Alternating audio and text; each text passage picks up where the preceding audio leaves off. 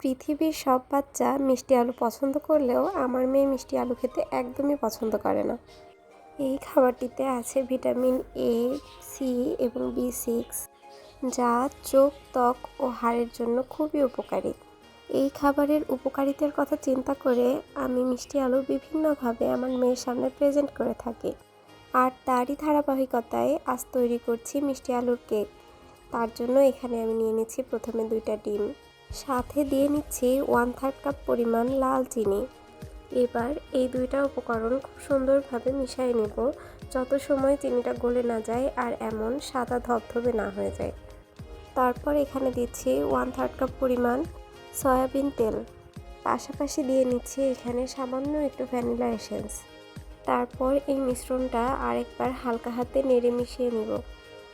এরপর এখানে দিচ্ছি 1/2 কাপ পরিমাণ মিষ্টি আলু, পাশাপাশি দিয়ে নিচ্ছি 1/2 কাপ পরিমাণ ময়দা।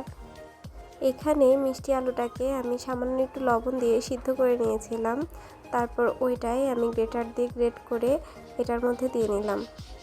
তারপর এখানে আমি যেহেতু কাপকেক বানাবো ঠিক করেছি, তো এখানে কাপকেকের মোল্ড নিয়েছি, সাথে কাপকেক তৈরির বেকিং পেপার। আর এখানে এই বেকিং পেপারগুলোকে আমি উপরে অল্প একটু তেল ব্রাশ করে দিচ্ছি। তারপর ছোট ছোট কাপে আমি একটু একটু করে দিয়ে নিচ্ছি এটা বেক করবার জন্য। আপনারা চাইলে প্রথম থেকে শেষ অবধি এই কাজটা ইলেকট্রিক বিটার দিয়েও করতে পারেন। আমার বাসায় ইলেকট্রিক বিটার থাকার সত্ত্বেও আমি আপনাদের দেখাবো বলে হ্যান্ড উইক্সের সাহায্যে সমস্ত কাজ করে নিয়েছি।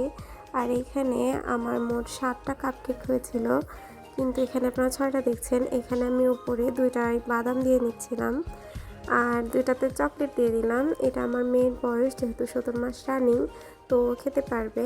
আর সাথে আর 2টাতে আমি দিয়ে নিয়েছিলাম তিল। আর এই তো আমার বেক করা হয়ে গিয়েছে। এটা আমি ওভেনে 160 ডিগ্রিতে রেখে 15 মিনিট বেক করেছিলাম। এটা এক একজনের ক্ষেত্রে এক এক রকম টাইম লাগতে পারে।